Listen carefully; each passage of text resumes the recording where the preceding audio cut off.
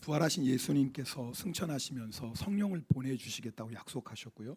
또 주님이 약속하신 대로 성령이 임하신 날을 기념하는 날입니다.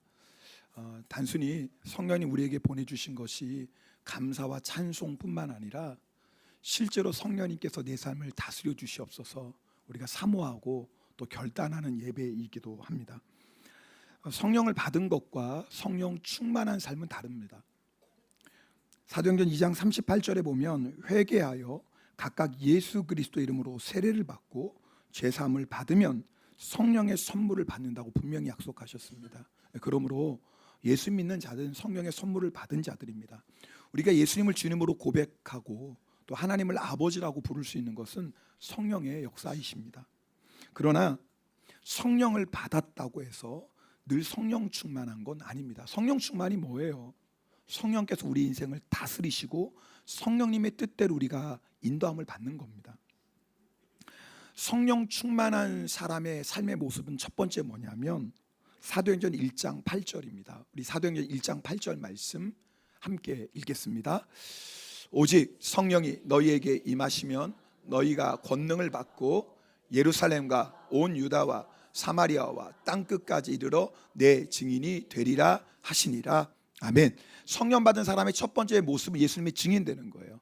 그래서 오늘 후쿠오카 땅으로 트리게 땅으로 가는 겁니다. 여러분 이 말씀을 가지고 제가 2월 달에 함께 설교했습니다. 자, 그럼 성령 받은 사람의 두 번째 모습이 뭐냐면 오늘 본문이에요. 성령이 임하자 제자들이 방언으로 말하기 시작합니다. 기도하기 시작합니다. 세계 각국에서 예루살렘에 온 유다인들이 그 모습을 보고 놀라기도 하고 당황합니다. 또 어떤 사람들은 저들이 새 술에 취했다고 말하기고 조롱하기도 합니다. 그때 베드로가 요엘서 2장 28절부터 시작되는 성령을 주시겠다라는 구약 성경의 그 예언의 말씀을 가지고 설교를 시작해요. 그 설교를 시작하는 바로 첫 시작이 오늘 요엘서 2장 38절 그 말씀이 오늘 본문 사도행전 2장 17절 말씀입니다. 우리 이 말씀 한번 다 함께 읽어보겠습니다. 하나님이 말씀하시기를 말세 내가 내 영을 모든 육체에 부어주리니 너희의 자녀들은 예언을 하고 너희의 젊은이들은 환상을 보고 너희 늙은이들은 꿈을 꾸리라. 아멘. 이거 성령 받은 사람의 두 번째 모습이에요. 성령 받으면 자녀들은 예언합니다. 여기서 자녀들은 어린 아이들을 얘기해요. 예언은 뭐예요? 하나님의 말씀을 전하는 거예요. 하나님의 말씀을 선포하는 거예요. 그 구약 성경에 예언서 이렇게 얘기하잖아요. 그들이 하나님의 말씀을 받아서 선포하기 때문에 그래요. 우리가 성령을 받으면 성령으로 충만해지면 우리의 말에 하나님의 말씀이 나오기 시작해요. 사람의 말의 특징은 뭐냐면 과거형이고 현재형이에요. 그런데 성령을 받으면 성령으로 충만해지면 우리의 입에 하나님의 말씀이 선포되는데 하나님의 말씀은 미래형이에요. 자, 무슨 얘기냐면 창세기 18장을 보면 하나님께서 사람의 모습으로 나타나셔서 아브라함에 이렇게 말씀하세요. 내년 이맘때 내가 반드시 내게로 돌아오리니 내 아내 사라에게 아들이 있으리라. 근데 사라가 여러분 이 장막문 뒤에서 이 하나님의 말씀을 듣고 웃습니다. 그리고 이렇게 말합니다. 속으로 말하는 거겠죠. 내가 노쇠하였고 내 주인도 늙었으니 내게 무슨 즐거움이 있으리요. 이때 아브라함의 나이가 99세고 사라가 89세입니다. 사라는 여자의 생리가 끊어졌죠. 아들 낳을 수 없습니다. 그러니까 사라의 말은 틀린 게 아니에요. 사람의 상식으로 경험으로 보면 맞는 말이에요. 근데 여러분 보세요. 현재 아브라함도 늙었고 사라도 늙었고 경수가 끊어졌다. 현재로 보면 맞아요. 근데 하나님은 지금 뭘 말씀하시는 거예요? 미래의 얘기를 하시는 거예요. 내년 이맘때에. 하나님의 말씀은 미래예요. 사라는 현재만 보고 하나님의 말씀을 웃습니다. 여러분 성령이 임하면 우리의 말이 바뀌어요. 과거형이 아니라 현재형이 아니라 미래형이에요. 놀라운 것은 하나님이 말씀하셨으면 그 말씀은 반드시 이루어집니다. 이게 예언인 거예요. 목사에게 이제 어려운 일을 당한 성도님들하고 종종 말씀을 나눌 때가 있습니다. 어떤 분들은 현재만을 말해요. 목사님 이런 문제가 있고요, 이런 어려움이 있고요, 이래서 걱정이고요, 이래서 낙심이고요. 어떤 분은요 과거만을 말해요. 목사님 제가요 이 사람 때문에 힘들었고요, 이래서 내가 고통받았고, 이래서 너무너무 괴로웠어요. 그럼 제가 이런 말씀을 드립니다. 성도님, 과거의 상처와 아픔에 얽매이지 마십시오. 거기에 묶여있지 마세요. 현재가 아무리 힘들고 어려워도 하나님은 반드시 이 모든 일을 통해서 합력하여 선을 이루십니다. 그 하나님의 영광을 분명히 나타내실 것입니다. 그러니 주님을 바라보십시오. 여러분 은혜로워서 다 아멘 하세요. 어떤 분 이렇게 말하면 답답해 하십니다. 목사님은 세상을 몰라도 너무 몰라. 그렇죠. 제가 책을 통해서 간접적인 경험을 하지만 세상 한복판에서 부대 끼며 살아가는 여러분만큼 세상을 알겠습니까? 근데 여러분 분명한 게 있어요. 제가 세상을 아는 것보다, 여러분이 세상을 아는 것보다 하나님은 훨씬 더 세상을 잘 아십니다. 아니, 하나님은 세상을 창조하신 분이에요. 지금도 세상을 다스리시는 분이시고요, 반드시 세상을 심판하시는 분이십니다. 할렐루야. 그렇다면 하나님의 말씀은 진리인 거예요. 이걸 절대 잊지 마세요. 하나님이 말씀하시면 그 말씀은 내 과거와 상관없이, 지금 내 현실과 상관없이 하나님의 말씀은 반드시 이루어집니다. 이걸 믿음으로 선포하는 게 예언이에요. 그런데 우리는 여전히 과거에 얽매여 있고 현실에 갇혀 있습니다. 그것이 얼마나 우리를 사로잡고 있는지 하나님이 예비하신 미래를 보질 못해요. 그래서 성령이 임하셔야 돼요.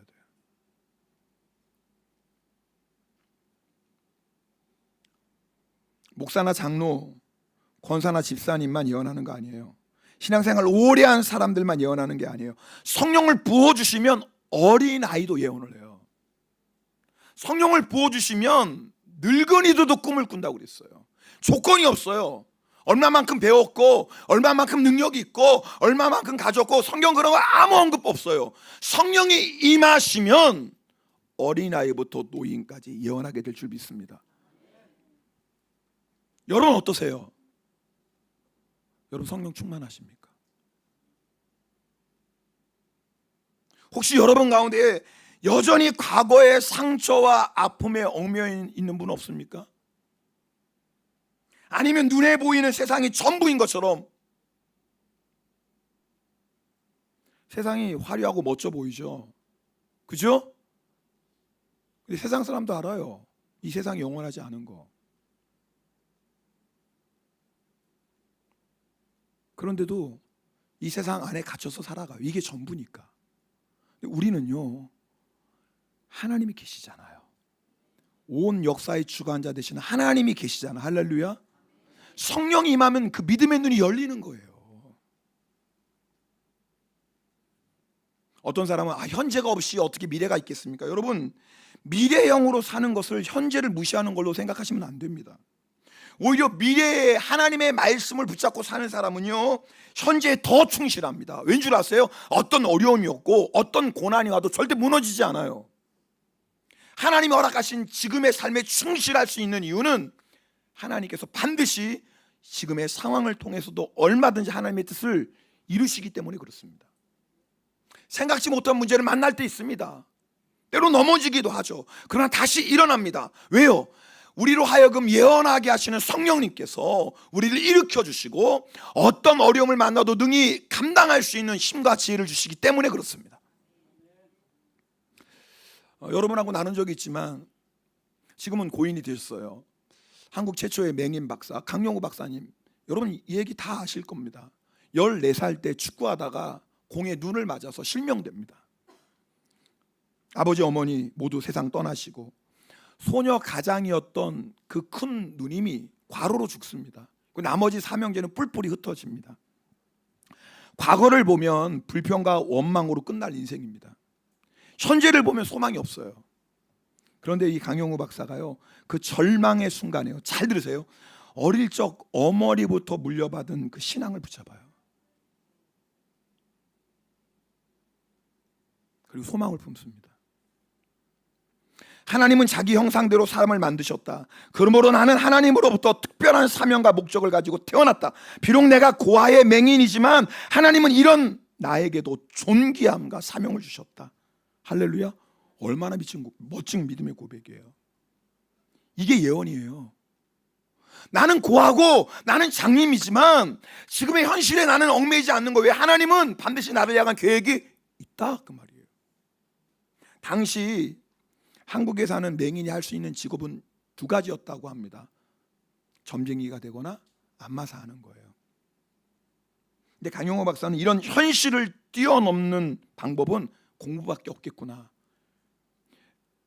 그래서요, 맹학교에서 중고등학교 마치고요, 연세대학을 졸업하고 미국으로 유학 가서 교육 심리학 석사 받고요, 교육 행정학 박사 학위 받아서 한국 최초의 맹인 박사가 됩니다.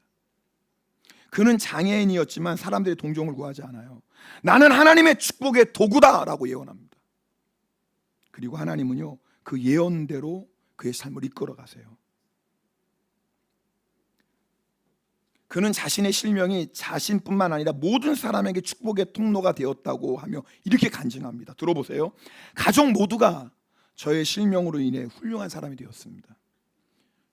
정말 저의 실명은 하나님의 축복이었습니다. 이거 대단한 거 아니에요? 일평생 불평하고 원망하며 살 수 있잖아요. 하나님이 살아계시면 왜 내가 이래야 돼요? 얼마든지 불평 원망할 수 있잖아요. 그렇지 않습니까? 현실을 포기할 수 있잖아요. 이렇게 된 거 뭐 그냥 점쟁이는 할 수 없구나, 우리 예수 믿는 사람이니까. 얼마든지 낙심하고 살 수 있잖아요. 그런데 하나님의 이게 축복이래요. 축복. 저의 아내는 저 때문에 장애 교육을 공부해서 전문가가 되었고, 큰 아들은 나의 눈을 고쳐주기 위해 안과 의사가 되었고, 작은 아들은 나의 연선물 쓰는 것을 도와주다가 글을 잘 쓰게 되어 변호사가 되었습니다. 나의 실명은, 들어보세요, 나의 실명은 우리 가족들에게 큰 은혜가 되었습니다. 이게 예언이에요. 여러분, 이게 예언이에요. 내 과거가 어땠든지 지금 내 현실의 상황이 어떻든지 주의 성령이 부어주시면 예언하게 되고요, 예언대로 하나님은 이끌어 가세요. 왜요? 그 예언을 주시는 분이 누구예요? 하나님이시기 때문에 그래요. 혹시 여러분 가운데 여전히 예수 믿는다고 하면 과거형으로 살고 있고, 여전히 현실에 갇혀서 그저 현실이 전부인 것처럼 살아가는 분이 있다면 오늘 예배 시간에 성령이 부어주기를 축복합니다. 두 번째, 성령이 부어주시면 환상을 보고 꿈을 꿔요. 구약시대의 환상과 꿈은요, 하나님이 하나님의 백성에게 하나님의 뜻을 알려주시는 중요한 방법 가운데 하나였어요. 환상은 의식이 깨어있는 상태에서 하나님의 뜻을 보는 거죠. 때로는 그림처럼 영화처럼. 사도행전 16장에 보면 사도 바울이 아시아의 복음을 전하려고 하는데 성령께서 막으세요. 그리고 환상을 보여주십니다. 마게도냐 사람 하나가 와서 나타나서 마게도라로 와서 우리를 도와달라고 간청합니다. 그리고 사도 바울은 그 성령님이 보여주시는 환상을 따라 마게도냐, 지금의 그리스죠, 그러면서 유럽 선교가 시작됩니다.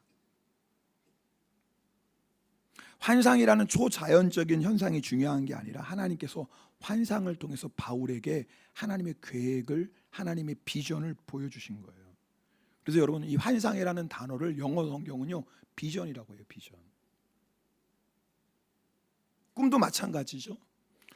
환상이 의식이 깨어있는 상태라면, 꿈은 우리가 무의식 가운데 여러분 꿈꾸는 거예요. 근데 그 꿈은 우리가 보통 꾸는 그런 꿈이 아니죠. 하나님 특별 계시죠. 여러분, 중요한 건 뭐냐면 하나님께서 지금도 우리에게 환상을 보여주시고 꿈을 꾸게 하신다, 그 말이에요. 여러분, 오늘 이 시간에 설교를 듣다가도 환상을 보는 거예요. 우리 옆에 사람 한번 인사합시다. 우리 환상을 봅시다. 우리 또 인사할까요? 꿈을 꿉시다. 아이, 자는 꿈 말고, 자지 말고. 그 꿈이 아니에요. 또 목사님 꿈꾸라고 그래서 나는 오늘 편안히 자겠다. 그 꿈이 아니에요. 답답하네. 그런 꿈이 아닌데.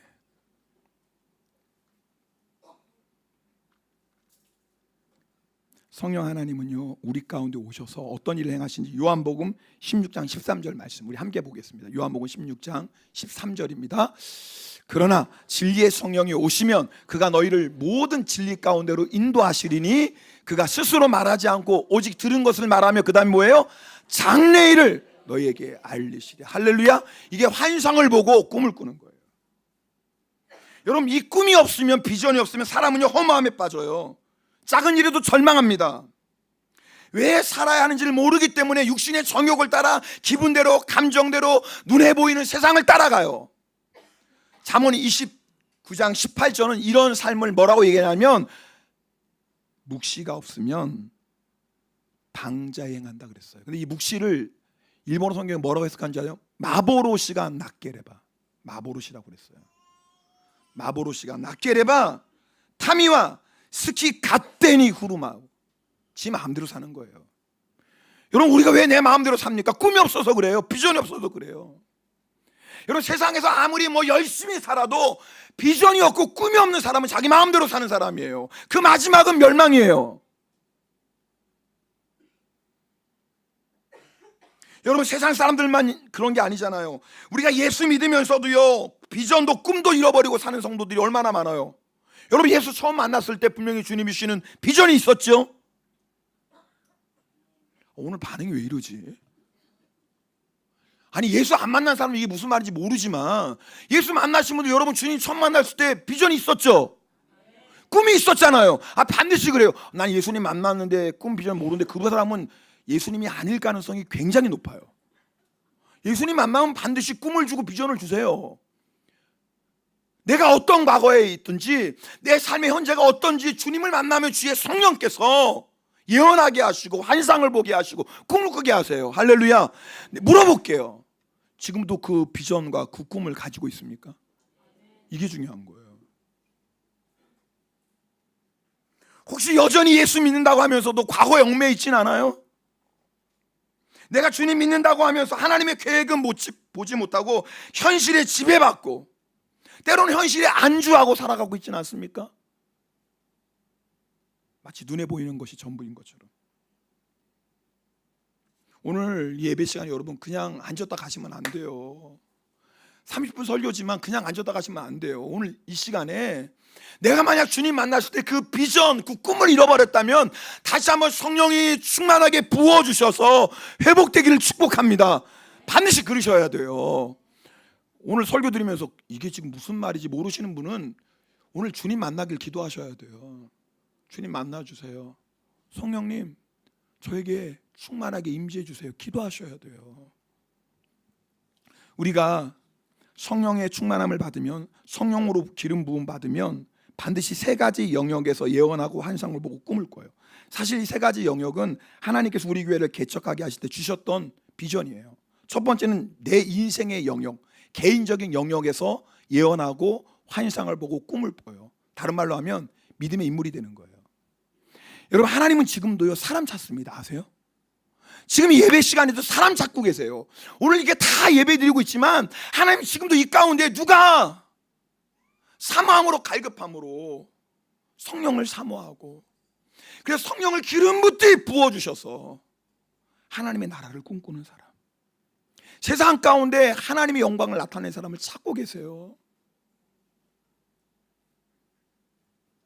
여러분, 우리 교회에서 왜 제자 훈련해요? 예수님이 실제로 이 땅 가운데 하나님의 나라를 꿈꾸는 12명의 제자를 훈련시키셨어요. 그리고 그 12명의 세상을 변화시켜요. 포로로 잡혀갔던 다니엘, 그는 포로였지만 바벨론, 그 당시 세계 최강의 나라의 총리가 되어서, 총리가 된 게 중요한 게 아니에요. 다니엘이 그것을 통해서 그 바벨론 한복판에 하나님의 영광을 나타내요. 다니엘서 2장 47절 우리 한번 읽어보겠습니다.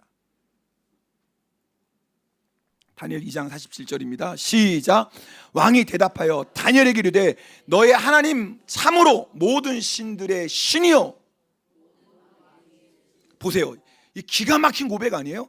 이방인의 왕에서 뭐라고 얘기하는 거예요? 네 하나님이 진짜다 얘기하는 거예요. 자, 좀 길지만요. 여러분 사드락과 메삭과 아벳느고 알죠? 다니엘 세 친구. 금신상에 절하라고 했는데 절 안 하면 어디 들어가요? 풀무불, 용광로에 들어가는 거예요. 근데 사드락과 메삭과 아벳느고가 거절합니다. 우리는 풀무불에 들어가서 죽어도 참 하나님만을 섬기겠습니다.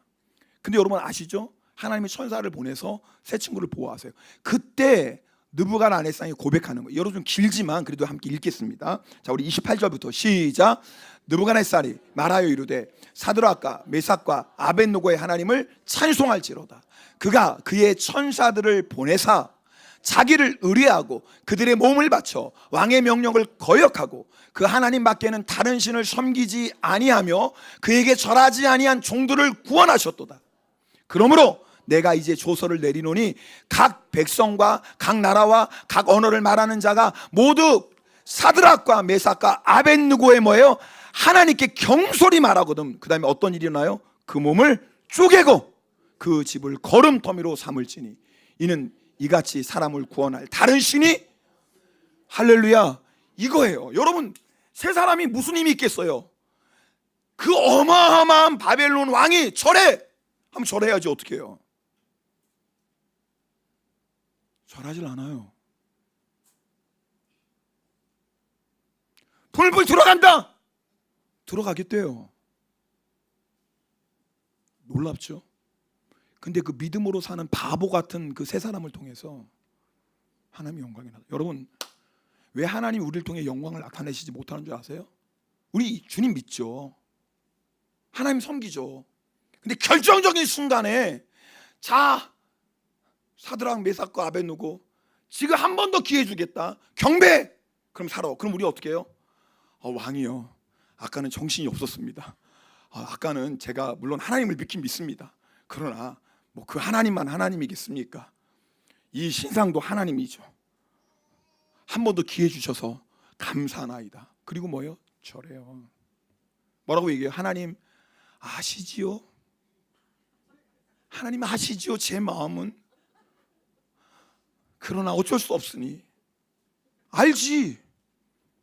하나님 한 분만을 두려워하지 않고 세상도 같이 섬기는 거 하나님도 알죠. 알죠.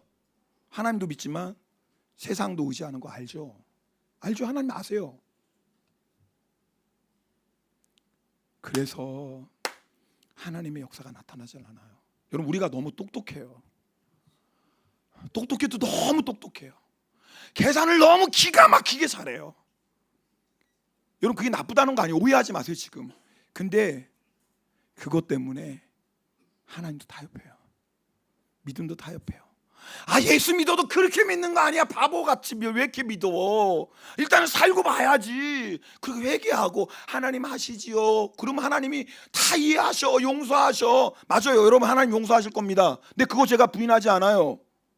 예수님 3번 부인한 베드로도 용서 안 하시겠어요? 근데 여러분 분명히 아셔야 돼요. 그러나 더 이상 하나님 우리를 쓰실 수는 없어요. 더 이상 우리를 통해 역사하실 수는 없어요.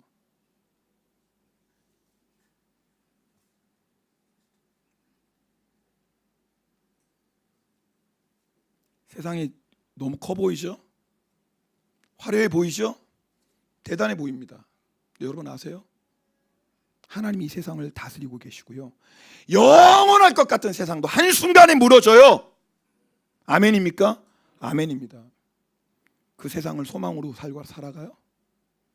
그 세상 앞에 절해요? 인생 비참해집니다. 그러나 우리가 다니엘과 사드락과 메삭과 아벳느고 세상 사람들이 보면 바보 같고 이해가 안 되는 삶이라 할지라도 정말 하나님 한 분을 경외하면 그 한 사람을 통해서 하나님 세상 한복판에 하나님의 영광을 나타내요. 여러분 오늘 이 꿈이 회복되길 축복합니다. 여러분 한 사람 절대 작은 사람 아니에요. 내 한 사람이 정말 다니엘처럼 새 친구로 주님을 믿으면 주님은 나를 통해 주의 영광을 나타내세요. 근데 우리 힘으로 안 되잖아요. 성령이 임하셔야 돼요. 두 번째 가정의 영역에서 우리가 예언하고 환상을 보고 꿈을 꾸는 거예요. 믿음의 가정을 세우는 거죠. 하나님은 한 사람을 찾고 동시에 그 한 사람을 통해 하나님의 역사에 사용할 믿음의 가문을 찾으세요. 여러분 정말 우리 치바 영광교회 믿음의 가문들이 세워지길 축복합니다. 여러분 성경을 보면 우리가 잘 아는 한나 얘기 너무 잘 알죠? 여러분 아이를 낳지 못하는 그 슬픔의 여인이지만 하나님의 믿음으로 간절히 기도하고 그 기도한 대로 응답받은 대로 헌신하며 나갔을 때 사무엘이라는 민족의 위대한 지도자를 세우세요. 그 가문을 통해. 이새의 가문 평범한 가문이에요. 아무도 주목하지 않았어요. 그러나 이새의 가문을 통해 예수 그리스도의 조상인 다윗을 세우세요. 여러분 아세요? 하나님은 지금도 믿음의 가정을 찾으시는 거. 여러분 우리의 가정이 예를 들어 내가 어떻게 지금의 가정을 이루었는지 이건 과거예요. 우리 가정이 지금 어떤 모습으로 어떤 어려운 가운데 있는지 이건 현재예요. 중요한 건 절대 과거에 얽매이시면 안 돼요. 그리고 현실이 어떻든지 거기에 갇혀있으면 안 돼요. 예를 들어 우리 가정이 너무 잘 나가도 거기에 안주하시면 안 돼요. 무슨 말이냐면 하나님은 과거에 상관없이 지금 현실에 어떤 어려움이 있어도 그것을 넘어서서 우리 가정을 향한 크고 놀라운 계획을 가지고 계십니다. 할렐루야. 아까 나눴잖아요. 왜 강용호 박사 얘기 나눴습니까? 여러분 누가 봐도 저주받은 인생일지도 모르겠어요. 14살 때 장님되고 부모님 다 죽고 그 다음에 큰언니 과로로 죽고 삼형제 다 뿔뿔이 흩어지고 무슨 소망이 있어요? 근데 놀랍죠? 그 한 사람이 하나님의 꿈을 꾸고 환상을 보고 예언하고 나가니까 그 한 사람만 하나님이 세우신 게 아니라 그 한 사람을 통해서 하나님 믿음의 가문을 세우십니다. 할렐루야. 할렐루야 할렐루야. 우리 미라이도 지금 아멘 하잖아요. 저는 예배 시간에 애기 소리 나면 제일 행복해요. 좀 애기 좀 많이 나세요. 교회가 살아있는 것 같잖아요. 나만 그런가? 너무 좋잖아요. 맞아요. 여러분 우리가요 내 인생을 향한 하나님의 계획뿐만 아니라 우리 가정을 향한 하나님의 계획을 믿으시기 바랍니다. 여러분 그런 강영우 박사님 같은 그런 가정에서도 하나님이 역사하셨다. 우리 가정 왜 역사 못 하시겠어요? 이거 아멘이 돼야 되는데. 여러분 지금 혹시 강영우 박사님 그분보다 더 힘든 상황에 있는 분 있나요? 없잖아요. 다 눈은 뜨고 있잖아 지금. 그죠? 아니 다 눈 떴으니까 오늘 교회 왔잖아요. 그럼 낫지. 안 그러겠어요? 그럼 난 거지 뭘. 세 번째는요 일터의 영역이에요. 지금 성령을 부어주시면 우리가 예언하고 환상을 하고 꿈을 꾸는 세 가지 영역을 얘기하는 첫 번째 내 인생의 영역에서, 두 번째 우리 가정의 영역, 세 번째 일터예요. 여러분 하나님은요 지금도 내가 속해 있는 그 일터를 통해 반드시 하나님의 뜻을 이루십니다. 여러분 교회만이 거룩한 공간이 아니에요. 내가 하나님의 꿈을 가지고 비전을 가지고 내가 가면 그 직장에 하나님의 나라가 임하는 줄 믿습니다. 여러분 세상 사람은요 회사의 사이즈를 주목해요. 자리를 주목하고 연봉에 그 사람이 야 성공했네 좋은 회사네 그렇게 평가해요. 근데 하나님은 절대 그런 걸로 평가하지 않으세요. 회사의 사이즈와 관계없이 내 직책에 관계없이 내 연봉에 관계없이 하나님 내가 있는 이 직장에 나를 통해 하나님의 나라가 임하게 하옵소서. 하나님이 내 이 기업을 통해 하나님의 뜻이 이루어지게 하옵소서. 하나님은 그 사람을 통해 역사하신다고요. 성령이 임하면 지금 나의 일터에서 하나님의 나라를 꿈꾸는 자가 돼요. 여러분 아십니까?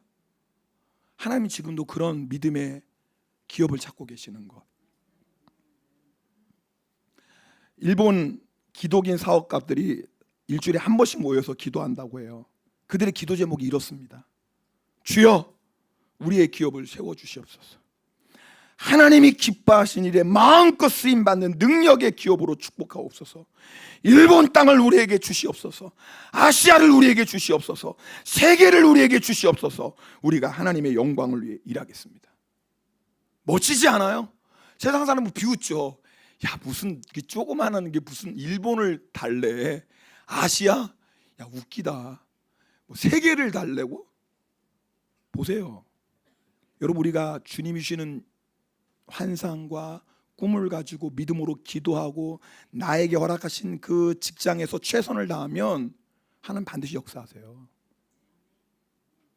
하나님은요 지금도 성령을 우리에게 부어주셔서 세상 한복판에서 나의 일, 나의 기업을 통해서 하나님의 나라를 확장시키고 그것이 일본 땅에 머무르지 않고 아시아, 나아가 열방까지 나가길 원하십니다. 오늘 설교 핵심 뭐냐면 성령으로 충만한 거예요. 여러분 성령 충만하십니까? 정말 내 입에서는 과거, 현재에 사로잡힌 말이 아니라, 여러분 과거에 사로잡힌 사람은요 불평 원망밖에 할 게 없고요, 현재에 사로잡힌 사람은요 현실에 따라서 좌우되는 말밖에 할 게 없어요. 그런데 오늘 시간에 성령이 임하면 예언하고 환상을 보고 꿈을 꿔요. 더 놀라운 건 하나님께서 우리의 예언대로, 환상대로, 꿈대로 우리의 인생과 가정과 우리의 일터를 이끌어 가실 줄 믿습니다. 오늘 성찬식입니다.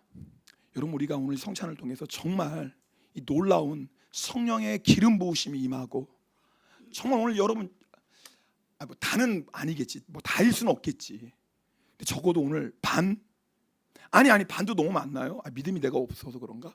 반도 10명만, 아니야 10명도 너무 많나? 한 명만 해도 괜찮아요. 진짜 한 명만 해도 괜찮아요. 진짜 한 명만. 정말 오늘 여러분 다니엘과 같은, 정말 여러분 다윗과 같은 믿음의 가정, 정말 하나님이 마음껏 쓰시는 믿음의 기업만 세워지면 하나님은 그 역사를 이루실 줄 믿습니다. 주님, 그 하나님이 찾으시는 한 사람이 누가 되게 해주세요? 누가? 집사님이 하세요. 이거는 양보하는 게 아니야. 그건 겸손이 아니에요. 이건 믿음이에요. 하나님 나를 쓰시옵소서. 내 가정을 쓰시옵소서. 내 일터와 내 기업을 쓰시옵소서. 오늘은요 마지막 날이 이 시간 우리 힘차게 박수하면서 부르시고 우리 한번 통성으로 기도하는 시간 갖겠습니다.